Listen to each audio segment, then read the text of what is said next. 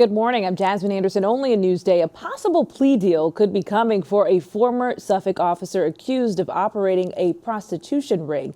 Sources say George Tremigliosi is expected to plead guilty along with two co-defendants this morning. Prosecutors say the 56-year-old helped run brothels in West Islip in Holbrook. 6 families who lost relatives to 9/11 related illnesses had their homes paid off. 5 of them are from Long Island. It's all thanks to the Tunnel to Towers Foundation. This year, the nonprofit delivered mortgage-free homes to 21 families of fallen first responders across the country. Only Newsday, Long Islanders from Nepal concerned over unrest thousands of miles away. Nepal's army took control of the capital this week following deadly anti-corruption protests. For those here, so much remains uncertain. Everybody are worrying because the situation is too bad. Members of the community have expressed sympathy with the protesters, but worry about what comes next.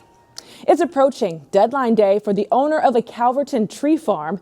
Joseph Figueroa has until the 29th to remove piles of compost from Young's Avenue. Residents complained about foul odors and increased pests at the site.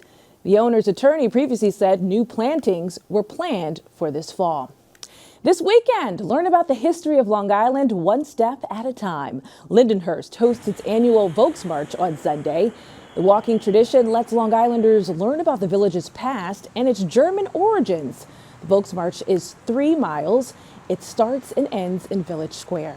It's the perfect day for it, too, on Sunday. Checking out your Friday forecast, it's going to be a sunny start to your weekend. The sun will be shining for the rest of the day, and temps will be in the mid-70s across much of the island.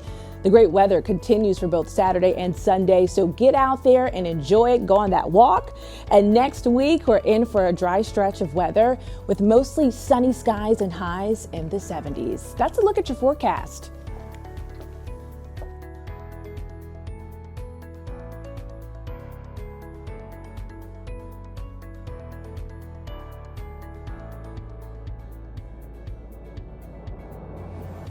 Long Island weather is brought to you by PTRC. Across the island, voters on both sides of the aisle want the so-called Epstein files released. Virginia Huey tells us how likely that is to happen. So this is a Democrat hoax that never ends. President Trump calls continued pressure to release files related to convicted sex offender Jeffrey Epstein a Democratic hoax. But Jay Weinstein of Belmore, who's a staunch Trump supporter, ultra MAGA, I would say, says it's a real issue and he's calling for full transparency. I am a supporter of him, but I do believe in the 80-20 rule. I believe 80% of what he does, 20% I do disagree with. I think they should be released in the entirety where people know who's actually on the island. We found Long Islanders, Republicans, Democrats, and independents alike who agree the Epstein files should be made public. I think they should just release them. Like, we need to know what is going on. There's a lot of people that could be implicated, and nobody wants to go down on the Titanic. Let the chips fall where they're going to fall. If people are going to be embarrassed, too bad. It's a sentiment echoed on Capitol Hill. We demand real accountability. A bipartisan push is underway in Congress to force a vote on disclosing the Epstein files, despite the president's opposition. Its proponents include one of Trump's most ardent supporters, Republican Congresswoman Marjorie Taylor Greene. This is a fight for women and children and any person that is facing sexual abuse and rape and captivity and human trafficking right now. Political analyst Mike DeWidziak says the bipartisan effort is gaining momentum as calls from many Americans across the political spectrum for full transparency are growing louder and louder. This is about sex trafficking of young girls. This is a very, very important issue, and the American people clearly are saying they do care about this and they do want the facts to come out. And that's true of even Republicans. I mean, where Republicans usually give Trump a bye on just about everything. Long Island's Democratic congressional members, Thomas Suozzi and Laura Gillen, are in favor of the so-called discharge petition, which could force a vote releasing the files. Newsday reached out to Republican Congressman Nick LaLota and Andrew Garbarino for comment, but we have not heard back. But I would imagine they are both under intense political pressure right now from the head of their party, the President of the United States, and from the Speaker of the House, Mike Johnson, not to release these papers. Even if the discharge petition receives the required 218 votes to force action, there's no guarantee it would reach the floor. House leaders can stop it using a range of procedural maneuvers. I care about the victims. Weinstein stands firm in his belief about releasing all the files. We're talking about a man who was trafficking underage kids. We need to know who's with those kids, and they should be held accountable. Reporting for Newsday TV, I'm Virginia Huey. Virginia, thank you. To read more about this story on Newsday.com, click Get More below the Newsday TV video box.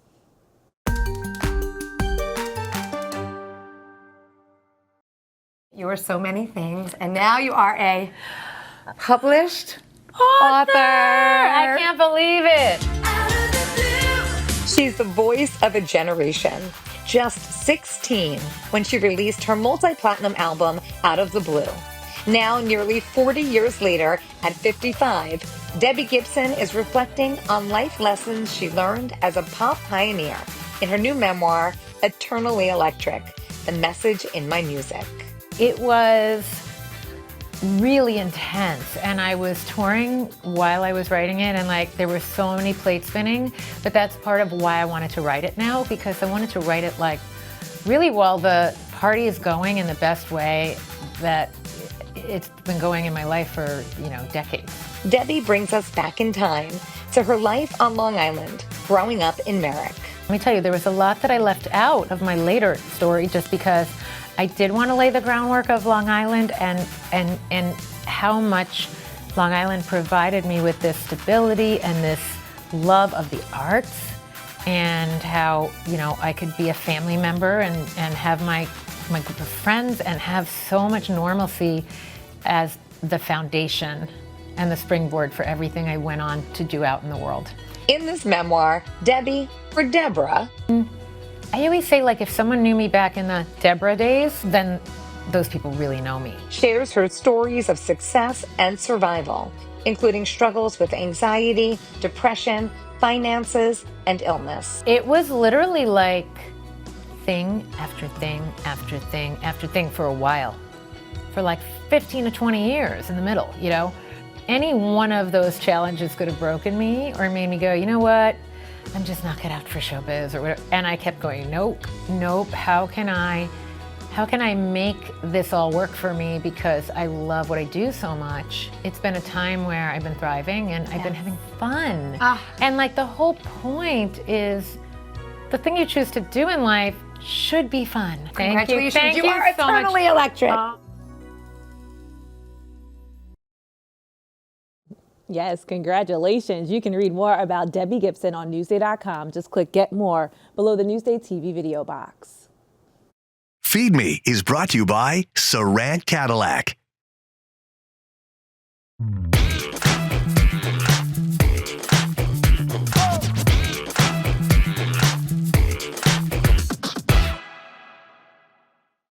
It's great. I love this place. It's on the top 50 restaurants on Long Island.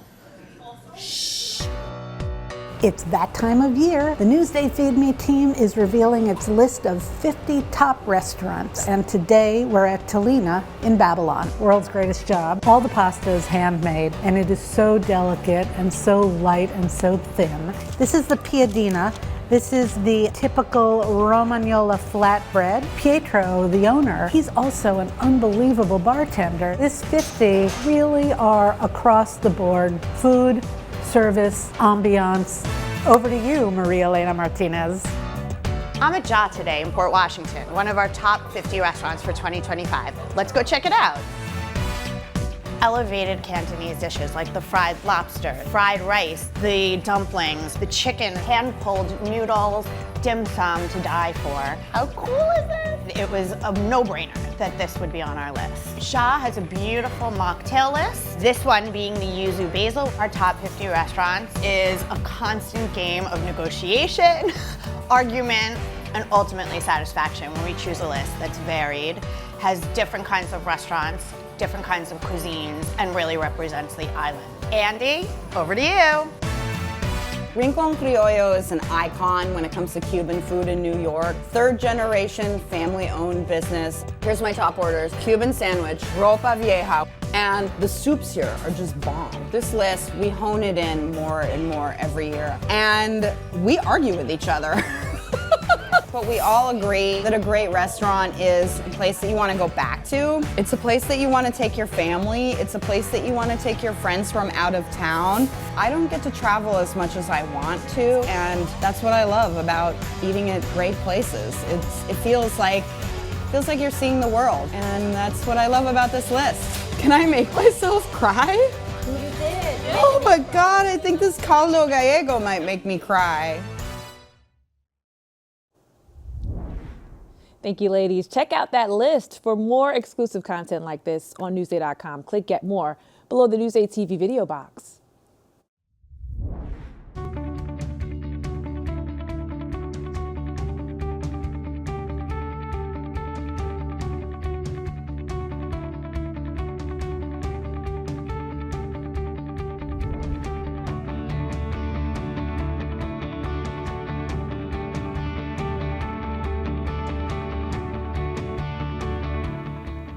See more on these stories on Newsday.com and watch us streaming anytime on Local Now, YouTube, and the other services you see right here. I'm Jasmine Anderson. Happy Friday. Have a great weekend. More local news coming up.